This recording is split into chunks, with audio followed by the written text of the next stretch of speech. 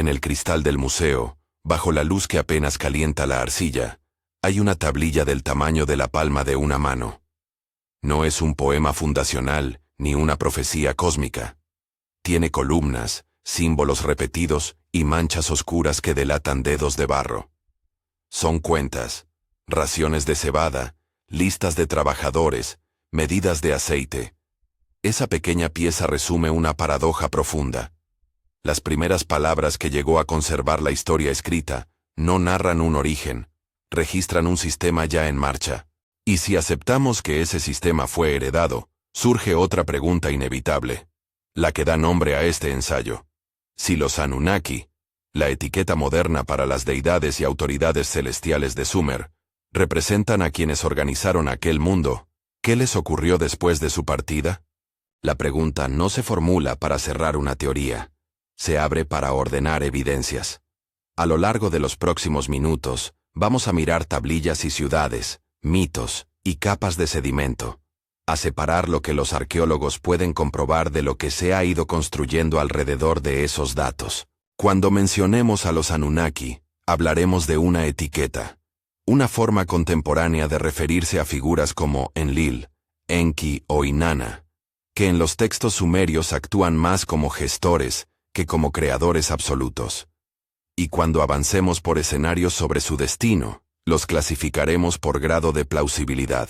Nada de afirmaciones rotundas, hipótesis, lecturas y límites. La escena de Uruk que se nos ha quedado grabada recuerda una ciudad que parece llegar a la historia con todas sus máquinas administrativas ya ensambladas.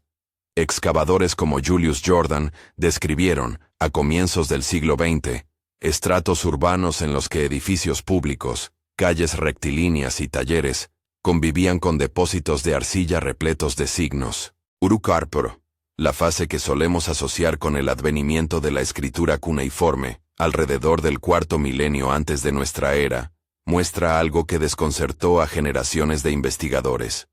Un modo de contar y de gobernar que no comienza con anotaciones literarias o relatos épicos, sino con listados prácticos. Al mirar esas tablillas, uno puede imaginar al escriba mientras marca con el estilete la cantidad de raciones que le corresponden a tal obrero, la cerveza entregada por jornada, el número de jarras producidas por un taller.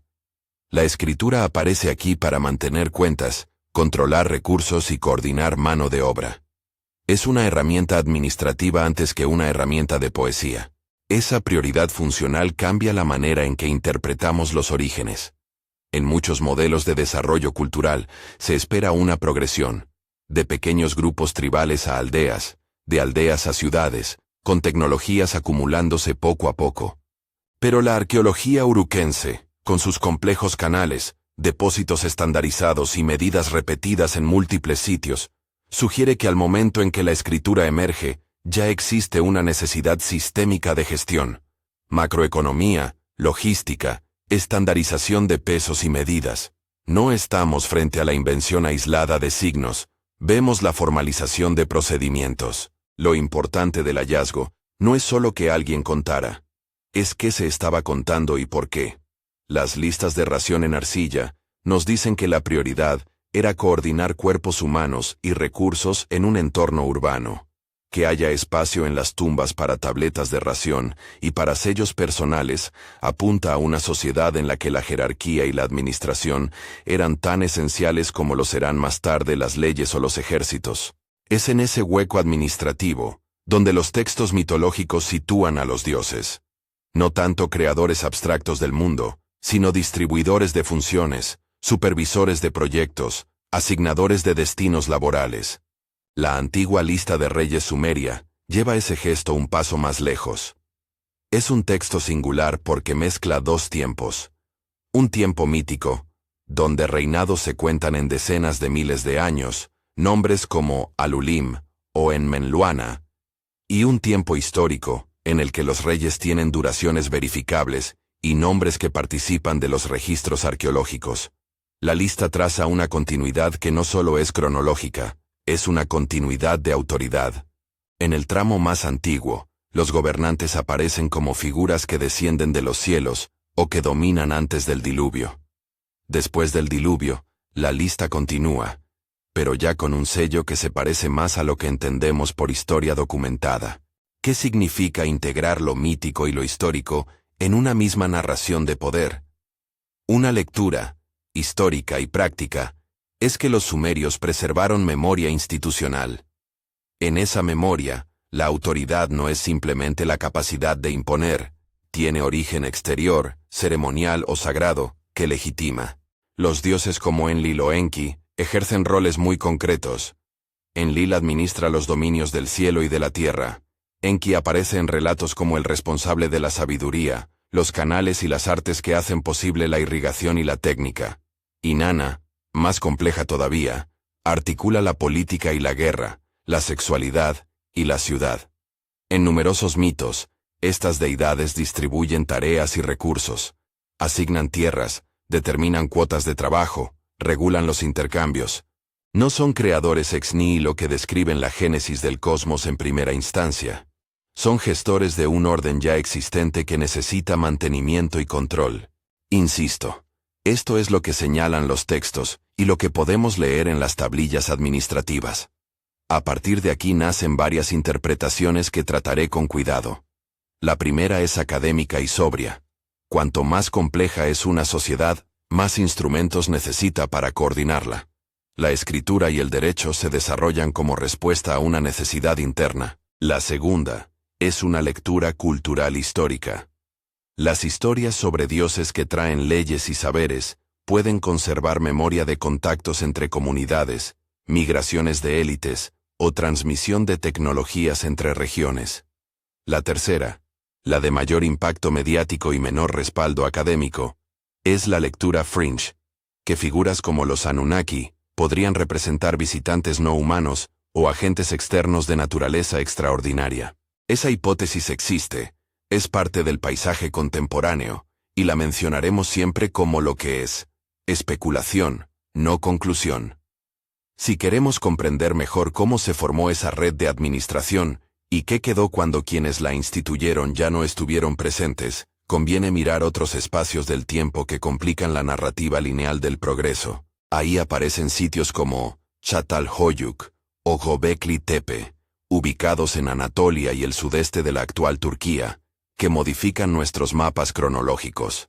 Göbekli Tepe, con sus anillos de pilares tallados y dataciones, que lo sitúan entre 12.000 y 10.000 años antes de nuestra era, obliga a repensar cuándo comenzaron las formas complejas de organización ritual. Çatalhöyük, con su densidad doméstica y sus prácticas simbólicas intrincadas, señala que comunidades sedentarias con tradiciones perdurables existieron mucho antes de lo que se pensaba hace un siglo. Estos sitios no ofrecen tablillas administrativas como las de Uruk. No hay, por ejemplo, listas de ración en arcilla del Neolítico temprano. Pero ilustran que la construcción de lo social y lo simbólico en gran escala es anterior a la escritura, y que la memoria colectiva puede perpetuar técnicas e instituciones más allá de una invención puntual. A esa arqueología de antes se suma la evidencia que surge del mar y del sedimento. Durante décadas, investigadores como William Bryan y Walter Pittman propusieron, con controversia, pero con métodos científicos rigurosos, que un gran aumento del nivel del mar y eventos de inundación pudieron remodelar radicalmente paisajes costeros, desplazar poblaciones y dejar trazas en las leyendas. La denominada hipótesis del diluvio del Mar Negro sugiere que, aproximadamente en el 8º milenio antes de nuestra era, el agua del Mediterráneo pudo inundar rápidamente grandes áreas del Paleomar Negro, transformando costas y obligando a comunidades a migrar. La idea fue recibida con interés y escepticismo. Algunos estudios aportan sedimentos y dataciones que apoyan episodios de inundación. Otros cuestionan la magnitud o la rapidez del evento. Aún así, el impulso teórico es valioso. Enfrentarnos a la posibilidad de que episodios bruscos de cambio ambiental hayan creado memorias colectivas que se codificaron como mitos del diluvio. En el corpus mesopotámico, el diluvio tiene nombres y protagonistas. Las versiones sumerias y acadias nos acercan a figuras como Ziusudra, Atrahasis o Utnapishtim, supervivientes del cataclismo que reciben inmortalidad o encargo de recomponer el mundo. En la epopeya de Gilgamesh, El diluvio se cuenta como una experiencia límite que separa un tiempo anterior, de duraciones extraordinarias, y un tiempo posterior, más humano. El motivo repetido del diluvio ofrece una posible línea de continuidad. Tras una catástrofe, estructuras sociales persisten, pero su sentido y origen son reinterpretados.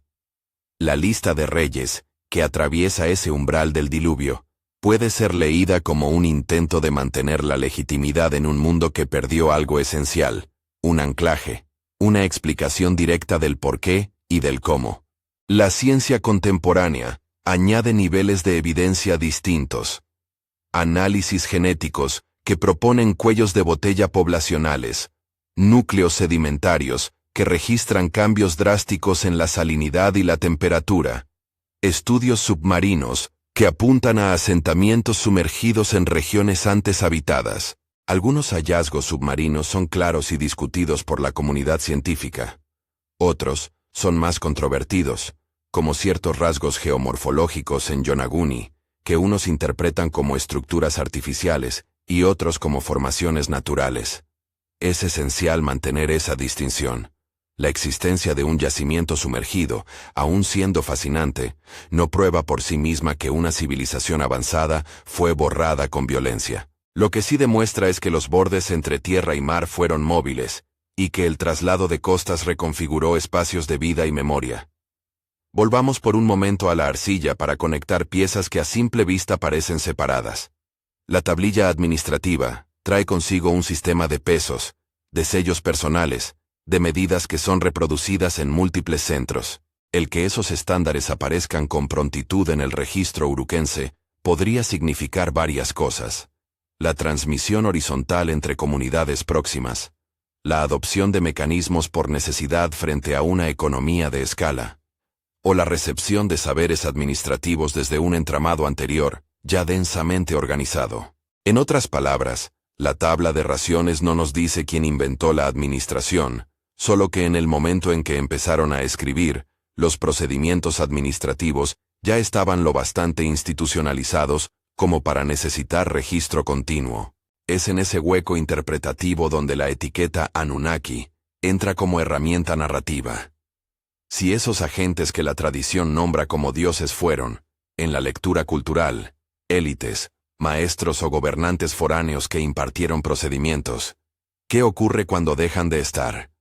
Y en la lectura especulativa, si los Anunnaki representan agentes extraños que alguna vez intervinieron y luego se marcharon, ¿qué dejó su paso? Para desentrañar esa pregunta, conviene organizar las posibilidades en escenarios que conecten evidencia y ausencia, enunciando para cada uno qué encontraríamos si fuese cierto, y qué nos falta por hallar para afirmarlo con seguridad.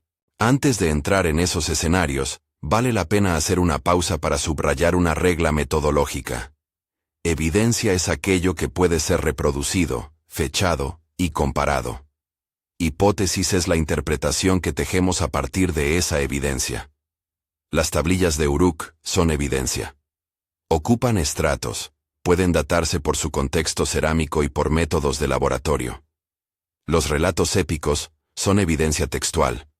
Nos muestran la cosmología y la memoria cultural de sus autores. Los sedimentos en el Mar Negro son evidencia geológica. Contienen señales mesurables de salinidad y deposición. Lo que no es evidencia son las inferencias que cruzan categorías sin puente. Por ejemplo, vincular directamente una tablilla de ración con la presencia física de visitantes no humanos sería una inferencia gigantesca y carente de soporte directo en los materiales. Dicho esto, los escenarios que proponemos a continuación buscan respetar esa línea. Plantearán probabilidades y falencias, mostrarán qué tipo de datos apoyarían cada hipótesis y dónde terminan los bordes de lo que hoy podemos afirmar. No las presentaremos como certezas, las ordenaremos por la cantidad y calidad de apoyo empírico que tienen. El primer escenario es el de la herencia administrativa. Si los Anunnaki son entendidos como la etiqueta para una matriz de autoridades, divinas en el lenguaje ritual, pero efectivas en la práctica, la hipótesis sostiene que, tras su partida, lo que quedó fue un aparato institucional que las poblaciones humanas continuaron operando. Las evidencias a favor. continuidad en medidas y procedimientos entre capas arqueológicas, la persistencia de títulos y oficios en documentos posteriores al periodo formativo, y la consolidación de prácticas rituales que legitiman la autoridad. En sentido contrario, lo que reduciría la plausibilidad sería la ausencia de trazas materiales de transferencia de técnicas o funcionarios de un lugar a otro, o la aparición brusca de esquemas administrativos totalmente nuevos, sin mecanismos claros de transmisión. El segundo escenario propone la integración. Los custodios originales no desaparecieron de golpe, sino que se mezclaron con las poblaciones locales hasta perder su identidad como grupo separado. En esta lectura, los dioses se transformaron en ancestros o linajes de élite. Sus enseñanzas se ritualizaron y con el tiempo, la memoria de su origen real se volvió mito. Evidencias a favor incluirían la aparición de élites con prácticas funerarias distintas, que muestran conexiones externas, o la continuidad de técnicas particulares asociadas a clanes específicos. En contra jugaría la ausencia de diferenciación biológica en restos humanos que permita detectar flujos migratorios, o la continuidad de prácticas técnicas, sin un vínculo identificable con grupos foráneos. El tercer escenario es el de la catástrofe y la ruptura. Plantea que los agentes fundadores perecieron o fueron desplazados por un evento ambiental o social, y que lo que heredaron, escritura, leyes, canales, fue asumido por quienes quedaron. Este modelo recibe apoyo de correlatos geológicos como episodios de inundación o cambios climáticos abruptos, también de mitos que relatan una separación traumática entre un tiempo anterior y otro posterior. En contra se hallaría la dificultad para explicar la continuidad institucional sin un cuerpo social que la transmita de forma sostenida. El cuarto escenario, la hipótesis alternativa y manifiestamente especulativa, plantea que los Anunnaki representan visitantes de naturaleza no humana, cuyo paso dejó tecnologías, estructuras y conocimientos que la tradición humana interpretó como divinos. Es preciso reiterarlo. Esta hipótesis carece de aceptación en la comunidad académica y no está sostenida por pruebas directas en los registros arqueológicos tradicionales. Es una lectura cultural potente, con un gran impacto narrativo, pero que exige evidencias extraordinarias. Su lugar en el mapa de interpretaciones debe ser el de la conjetura pública, no la del consenso científico. Al delinear estos escenarios, se vuelve evidente que no se trata solo de elegir uno. La mezcla de procesos, migraciones, intercambios culturales, catástrofes ambientales y reinterpretaciones míticas, puede explicar por qué la memoria institucional persiste, aun cuando su origen se vuelve opaco. La lista de reyes puede conservar nombres que remiten a un pasado anterior, porque el acto de enumerar es, en sí, una técnica de preservación de legitimidad. Las tablillas administrativas muestran que, en el momento en que la escritura se generaliza, ya existe un repertorio de prácticas que parecen maduras, y los datos geológicos recuerdan que las geografías humanas fueron volátiles, expuestas a inundaciones y reconfiguraciones que obligaron a reiniciar narrativas. En este punto del relato, la serie de hechos y la red de hipótesis se entrelazan. Tenemos piezas concretas, tablillas, estratos, sedimentos, textos, y tenemos preguntas estructuradas que buscan explicar la continuidad institucional frente a la ausencia aparente de sus fundadores.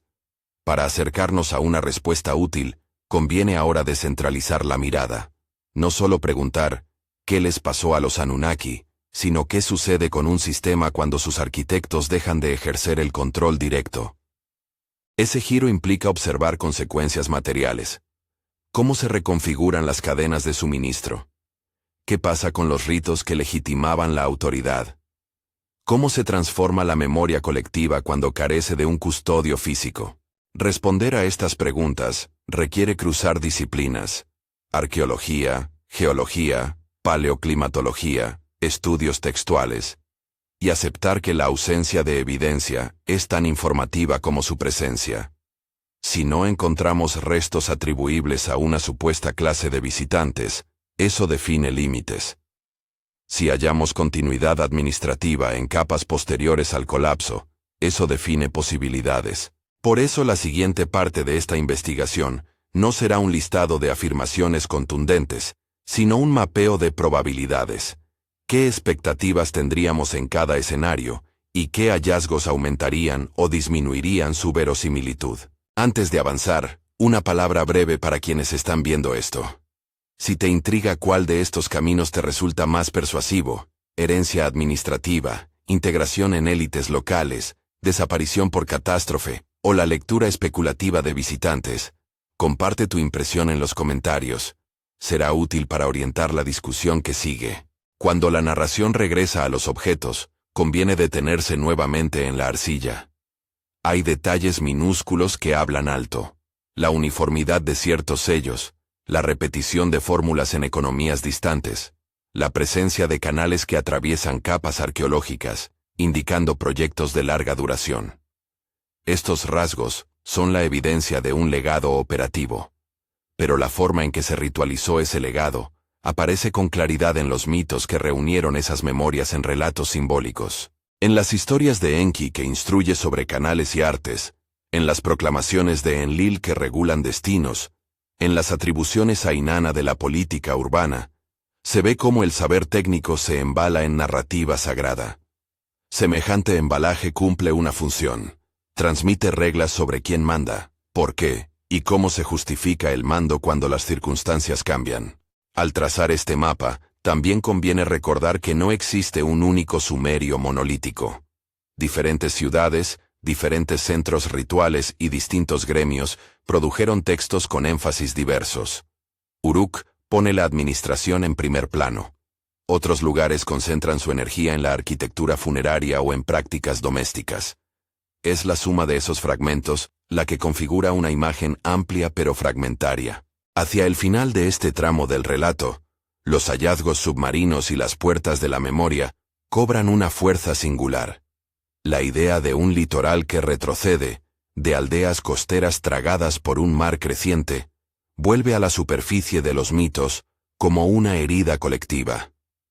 Los trabajos de Ryan y Pittman reavivaron la discusión sobre cómo esas memorias pudieron ser transformadas en relatos míticos de diluvio. Otros equipos han ofrecido dataciones y contrapruebas, y la discusión sigue abierta. Esa apertura es útil. Indica que no necesitamos una sola historia cerrada para valorar la profundidad del fenómeno. Podemos contemplar varias historias a la vez y por cada una, pedir la evidencia que la sostendría. Es en ese cruce entre lo que conservamos y lo que imaginamos donde aparece la tensión más potente. El silencio de las tablillas frente a la amplificación de los mitos. El silencio no es ausencia absoluta. Es un espacio fértil para la interpretación. Y en ese espacio las opciones que hemos enumerado empiezan a desplegar consecuencias concretas. Si la herencia administrativa es la explicación principal, entonces deberíamos encontrar continuidad en procedimientos y en la reproducción de oficios precisos. Si la integración es la clave, veríamos líneas familiares que legitiman poder a lo largo de generaciones con prácticas técnicas fidelizadas. Si la catástrofe operó como agente de ruptura, encontraríamos huellas claras de desplazamiento, cambios bruscos en la dieta y la arquitectura, y discontinuidades en los materiales. Si la hipótesis de visitantes se mantiene como una lectura cultural, aparecerán más bien patrones simbólicos que fueron reinterpretados como divinos, sin evidencia directa de agentes no humanos. Al llegar hasta aquí, hemos cumplido una primera tarea: poner en manos del espectador los elementos que permiten pensar la pregunta del título con seriedad. Hemos recorrido tablillas y ciudades, mitos y sedimentos. Hemos distinguido evidencia de conjetura. Hemos esbozado escenarios con sus soportes y sus carencias. Lo que sigue es entrar con más detalle en cada uno de esos escenarios, trazar las expectativas empíricas y, sobre todo, buscar los datos que podrían aumentar la probabilidad de uno u otro. Pero antes de avanzar hacia esa disección, conviene hacer una pausa analítica. La historia de Sumer no está aislada, y para entender la mecánica de su memoria institucional, debemos mirar cómo otras tradiciones y otros contextos respondieron, o no, a la ausencia de sus arquitectos. Por eso, en la parte siguiente, nos detendremos en 3 líneas concretas de investigación. La primera examinará las correlaciones entre continuidad administrativa y cambios demográficos detectables en los restos humanos y los patrones de asentamiento.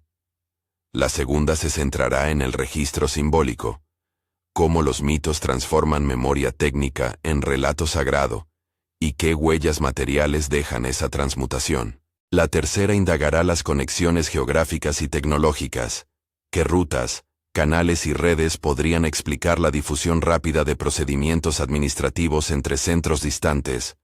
Cada una de esas líneas exigirá criterios de evidencia claros y la confrontación con voces críticas que ponen límites a las inferencias. Mientras nos preparamos para ese examen detallado, volvamos a la tablilla del museo. Mira las huellas de dedos en el borde. Imagina al escriba que ajusta el punzón y que quizá no se considera creador, sino custodio de cuentas. Esa figura invisible nos devuelve a la pregunta esencial.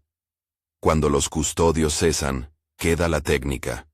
Cuando queda la técnica, ¿qué historias se cuentan para darle sentido? La respuesta no estará en una sola tablilla, ni en un único mito, sino en la trama que entrelaza administración, memoria y geografía.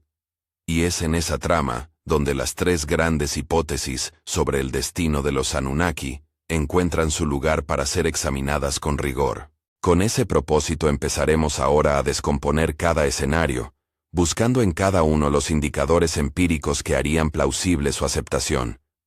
Pero antes de entrar en la primera descomposición, es necesario señalar un límite metodológico.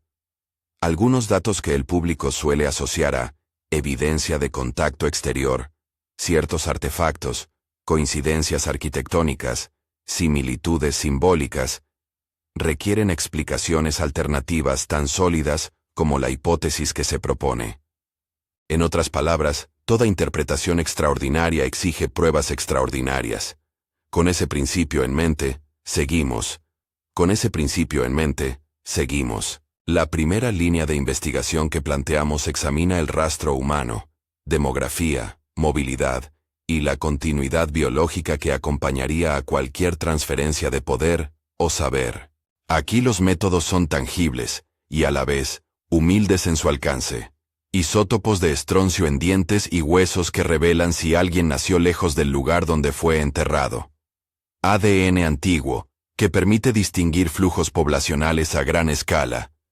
Patrones de entierro y variaciones en la dieta que marcan rupturas o persistencias culturales. Si los llamados Anunnaki, recordemos, la etiqueta moderna para figuras que en los textos aparecen como autoridades celestes, fueran, en la lectura cultural, grupos humanos foráneos, esperaríamos ciertas señales concretas. Habría indicios de movimientos de personas con prácticas funerarias distintas, tal vez cambios en la composición isotópica de poblaciones en momentos de transición, quizá objetos importados o estilos funerarios que señalen la llegada de élites extrínsecas. Las investigaciones recientes en paleogenética han demostrado que los movimientos de poblaciones suelen dejar huellas detectables, pero también que la ausencia de una señal clara no prueba la inexistencia de contactos culturales intensos. Un ejemplo instructivo. La adopción rápida de una tecnología o de un sistema administrativo puede producirse por aprendizaje y emulación más que por grandes migraciones. En lugares como Uruk, la estandarización de medidas y la aparición simultánea de protocolos administrativos en varios centros podrían obedecer a redes comerciales o a la transmisión de especialistas itinerantes, sin que necesariamente se detecten cambios masivos en la composición genética de la población local. ¿Qué encontraríamos si la hipótesis de integración fuese cierta? Primero, cementerios con individuos identificables por prácticas exóticas o por isótopos no locales. Segundo, trazas de talleres especializados asociados a familias o linajes concretos. Tercero, textos o sellos que indiquen nombres extranjeros incorporados a la élite local. ¿Qué contradiría esa hipótesis? La continuidad demográfica absoluta en estratos sucesivos y la inexistencia de restos diferenciables entre capas anteriores y posteriores a la supuesta llegada. En suma, la línea demográfica nos da posibilidades de prueba fuertes, pero también exige precisión y no puede, por sí sola, resolver el dilema de la herencia institucional. La segunda línea aborda el registro simbólico. Como los mitos, los rituales y las formas de representación transforman recuerdos técnicos en relatos sagrados. Aquí conviene recordar que los textos mesopotámicos no solo registran hechos, también empaquetan saberes en formas memorables. En relatos donde Enki enseña la construcción de canales o donde Enlil legitima la división del trabajo, la técnica se vuelve discurso sacralizado. Los templos, como instituciones, funcionan simultáneamente como centros de producción material y como almacenes de memoria, bibliotecas de tablillas, escuelas de escribas, archivos de sellos y contabilidad. La ritualización de un procedimiento administrativo. ¿Quién puede asignar raciones? ¿Quién puede autenticar una transacción con un sello? Convierte una técnica en un privilegio legitimado por lo sagrado. Analizar la transformación simbólica exige cotejar dos tipos de evidencias: los textos administrativos y los textos mitológicos. Las tablillas de ración y las nóminas nos dicen cómo se hacía. Los himnos y los mitos nos explican por qué se debe hacer así. Si la memoria de una autoridad exterior quedó inscrita en rituales, esperaríamos ver continuidad en fórmulas de legitimación, títulos honoríficos que se repiten, invocaciones a ancestros o a deidades que legitimaron cargos, y representaciones iconográficas que asocian a determinados linajes con atributos técnicos o simbólicos, coronas, cetros, utensilios específicos. Una prueba de la integración ritual sería, por ejemplo, la permanencia de nombres o epítetos que remiten a figuras antiguas en contratos y documentos administrativos siglos después. No obstante, aquí hay una trampa interpretativa. La presencia continuada de una fórmula no prueba su origen foráneo. Los rituales pueden consolidarse internamente como respuesta a necesidades administrativas. Lo que convierte a los mitos en un archivo institucional no es necesariamente la huella de un otro que enseñó, sino la capacidad del propio grupo para transformar práctica en mito. Aún así, la función de sacerdotes y escribas como custodios culturales es indiscutible. Fueron los encargados de reproducir procedimientos, y al hacerlo, de enmarcarlos en una narrativa que explicara la legitimidad del mando.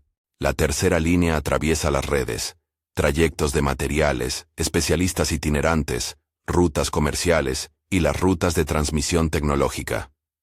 La arqueología de redes se apoya en distribuciones materiales. Obsidiana que viaja desde obsidianas identificables por su firma geoquímica, cerámica cuyo estilo se replica a lo largo de corredores comerciales, sellos y tallas que muestran iconografías compartidas. La circulación de materias primas y expertos puede explicar cómo procedimientos administrativos complejos se difundieron sin que haya evidencia de una invasión o de una colonización formal. Los canales de irrigación, las rutas fluviales que conectan Uruk con el resto de Mesopotamia, y los corredores hacia Anatolia y el Levante, permiten imaginar una topografía de intercambio que facilita la transmisión de prácticas administrativas. En este punto, conviene recordar ejemplos concretos. La presencia de sellos con motivos semejantes en contextos diversos sugiere movilidad de artesanos o intercambio de modelos. La homogeneidad en determinadas medidas apunta a estándares que se difundieron por redes de mercado. El patrón de asentamiento, con núcleos urbanos vinculados por nodos logísticos, facilita la emergencia de soluciones administrativas replicables.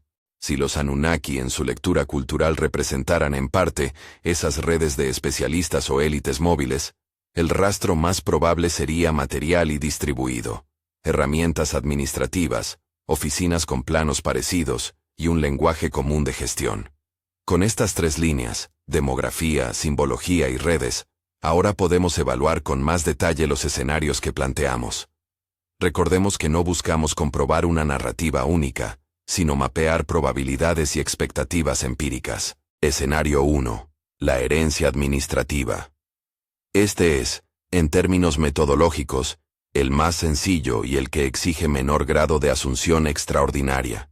Sostiene que, tras la partida de quienes la tradición nombra como agentes privilegiados, sea que se tratara de élites humanas, de maestros técnicos o de colectivos que desempeñaron funciones rituales, quedó un aparato operativo suficientemente sólido para ser reproducido por la población. En ese caso, la escritura, los sellos, los pesos y las medidas continúan porque hubo instituciones, templos, palacios, escuelas de escribas, capaces de reproducirlos. Evidencias a favor.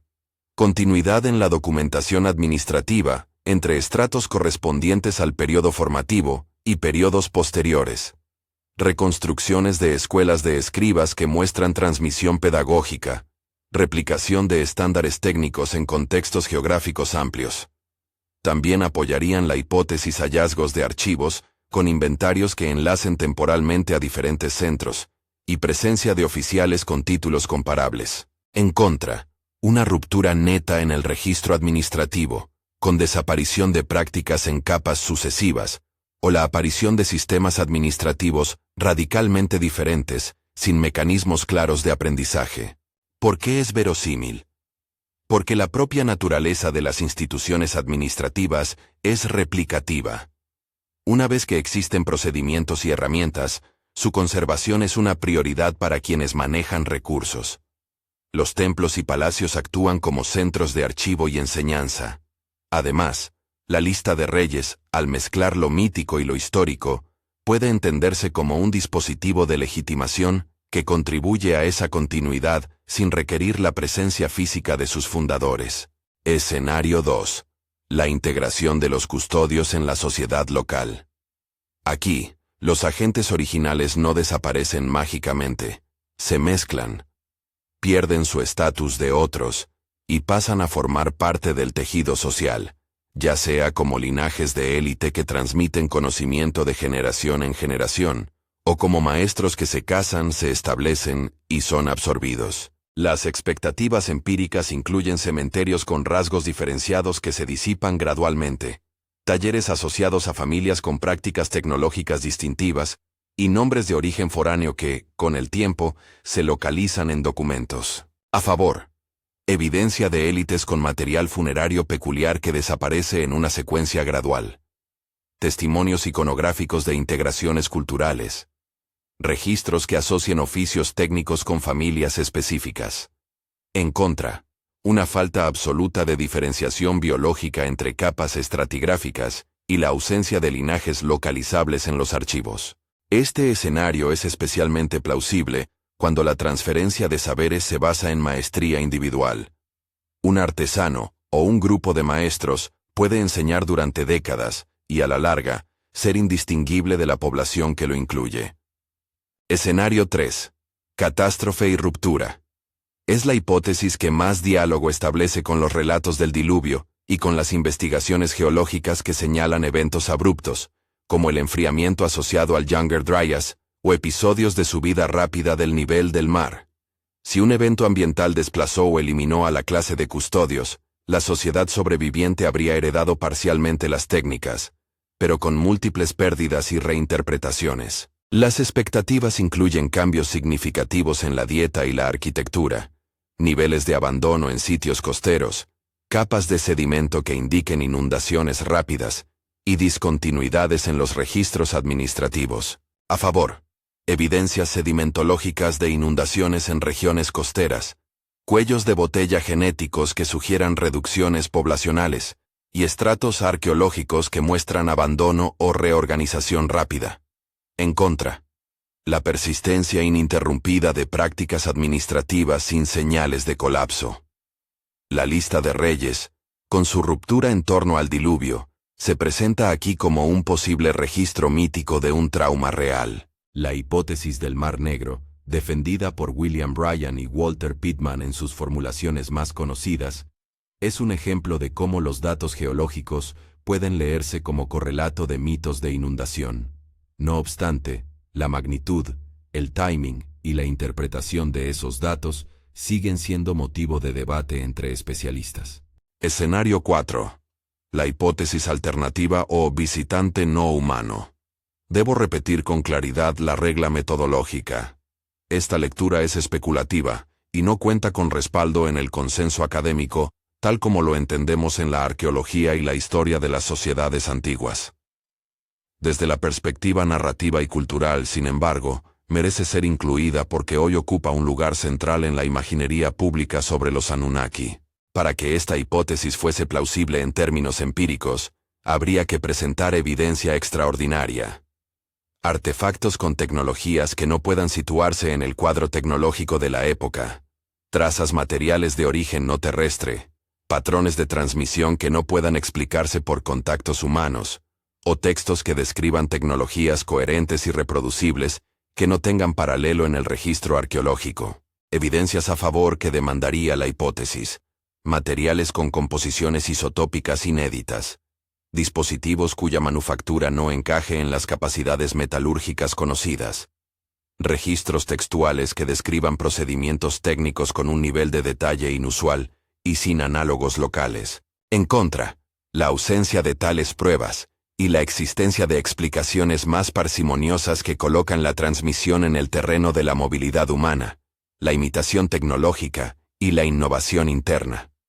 En la actualidad, la hipótesis visitante funciona más como una interpretación cultural que como una teoría probatoria. Por ello, su lugar correcto en un mapa de explicaciones es el de conjetura pública, y así es como la tratamos aquí, como lectura posible pero sin validación empírica suficiente. Trazar expectativas empíricas para cada escenario no es un mero ejercicio académico. Nos permite diseñar qué tipo de investigaciones aumentarían la probabilidad de uno u otro en el futuro. Para la herencia administrativa, convendrían más estudios estratigráficos fines y análisis comparativos de archivos. Para la integración, programas de isótopos y análisis de vínculo entre talleres y linajes. Para la catástrofe, sondeos sedimentarios en cuencas costeras y dataciones de material orgánico en contextos de abandono. Para la hipótesis alternativa, la exigencia sería la presentación de pruebas reproducibles y fechadas, con criterios arqueométricos robustos. Más allá de las probabilidades, importa contemplar las consecuencias culturales de cada escenario. Si la herencia administrativa fue predominante, el legado de los Anunnaki habría sido institucional, leyes, medidas, rituales económicos y una forma de concebir la autoridad que perduró porque resultaba funcional. La escritura, en ese caso, habría servido como engranaje de la reproducción social, no una invención mítica, sino una herramienta que aseguró la continuidad de mecanismos de control y distribución. Si la integración fue la vía principal, la narrativa sugiere que las diferencias originarias se diluyeron en genealogías y el poder se naturalizó. Los antiguos custodios se convirtieron en ancestros cuyos nombres legitimaron posteriores élites. Si la catástrofe fue el motor, la memoria colectiva habría sido modelada por la pérdida. Los mitos del diluvio condensan el trauma, y la reconstrucción institucional se hace a partir de fragmentos y salvamentos. Si, finalmente, la hipótesis visitante se arraigara culturalmente, su principal consecuencia habría sido simbólica. Los relatos transformarían las técnicas recibidas en prodigios atribuidos a agentes externos, influyendo en la manera en que las sociedades posteriores interpretaron su pasado. La lista de reyes, en este entramado, aparece como linterna y como sombra. Es linterna porque conserva la idea de una continuidad de la autoridad más allá de la contingencia. Es sombra porque mezcla dimensiones míticas y factuales, de forma que la lectura literal resulta imposible sin una crítica cuidadosa. En términos funcionales, la lista cumple una función política: ordenar la sucesión y legitimar el presente al anclarse en un pasado que es a la vez remoto y operativo. Para el investigador contemporáneo, esa lista es una pista, no una prueba final. Volvamos por un momento a lugares concretos para anclar la discusión. Göbekli Tepe y Çatalhöyük, con sus edades que preceden a la escritura, nos muestran que la complejidad social y la monumentalidad pueden surgir en formas diferentes de las que implican un aparato administrativo moderno. Göbekli Tepe, cuyos pilares rituales implican una coordinación de recursos y mano de obra considerable, evidencia que la complejidad ritual puede preceder a la complejidad burocrática. Çatalhöyük, con su densidad doméstica y acumulación simbólica, demuestra que las prácticas sociales complejas pueden sostener estructuras de conocimiento transmitidas sin tablillas. Estos sitios ofrecen, en consecuencia, Modelos alternativos. La sofisticación no es exclusiva de las ciudades que escribieron primero. La urbanidad administrativa de Uruk pudo recibir influencias culturales profundas de preexistencias no escritas. En las costas, la discusión sobre sitios sumergidos, desde las tesis sobre cambios rápidos en la costa del Mar Negro, hasta controversias sobre formaciones como Yonaguni, ilustra la necesidad de cautela. Algunos descubrimientos muestran estructuras claramente modificadas por humanos. Otros corresponden a morfologías naturales que pueden seducir interpretaciones alternativas. Los trabajos de Ryan y Pittman reavivaron la discusión pública sobre cómo los grandes cambios en la línea de costa podrían crear memorias míticas profundas. Pero los debates posteriores han matizado su alcance y el grado en que esos datos explican universalmente los relatos del diluvio. En este terreno, la prudencia científica exige confrontar hipótesis con múltiples fuentes, paleoclimáticas, arqueológicas y textuales a la vez. Otro punto que merece atención es el papel de los escribas y las escuelas de formación. La reproducción técnica no es espontánea, demanda formación institucional. Las tablillas más tempranas de Uruk revelan fórmulas repetidas, estándares y convenciones que se transmiten. Si los custodios de la administración habían partido, el hecho de que las escuelas siguieran funcionando, o de que los templos mantuvieran archivos, es la razón por la que la gestión continuó. Es decir, la continuidad no implica la presencia continuada de los mismos individuos, sino la persistencia de las instituciones que los formaron. Antes de cerrar con la pregunta que titula este ensayo, conviene señalar cómo estas cuestiones inciden en nuestra manera de narrar el pasado. La etiqueta Anunnaki reúne hoy una mezcla de religiosidad antigua, interpretación antropológica y imaginación contemporánea. Tratarla como una categoría heurística, una palabra que resume figuras con funciones de custodios, permite discutir el fenómeno sin convertir la etiqueta en prueba. Cuando preguntamos qué les ocurrió después de su partida, lo que en realidad preguntamos es cómo la sociedad humana respondió a la ausencia de quienes, en algún momento, fueron presentados como el origen de la norma. Las respuestas son, como hemos visto, plurales y combinatorias. Sintetizando, el cuadro más probable, a la luz de la evidencia disponible y del principio de parsimonia, es mixto. Es probable que la administración y la escritura se hayan consolidado a través de instituciones que reproducen procedimientos. Es plausible que la movilidad de especialistas y la integración de élites hayan jugado un papel significativo en la difusión de técnicas. Es verosímil que episodios ambientales traumáticos como inundaciones o cambios climáticos hayan condicionado la manera en que esas memorias se codificaron en mitos. Y es necesario reconocer que la hipótesis de agentes no humanos ocupa hoy un lugar mayormente interpretativo y cultural, sin la evidencia extraordinaria que exigiría su aceptación científica. En otras palabras, no existe una única respuesta. Lo que sí existe es la evidencia de que, tras la desaparición visible de los custodios, sea literal o simbólica, quedó un aparato operativo que la humanidad supo mantener y transformar. ¿Qué le ocurrió entonces a los Anunnaki después de su partida? En términos funcionales, sus roles fueron heredados. La administración continuó, los rituales legitimaron la autoridad y las prácticas técnicas se transmitieron. En términos sociales, algunos de sus posibles representantes se integraron posiblemente en linajes locales.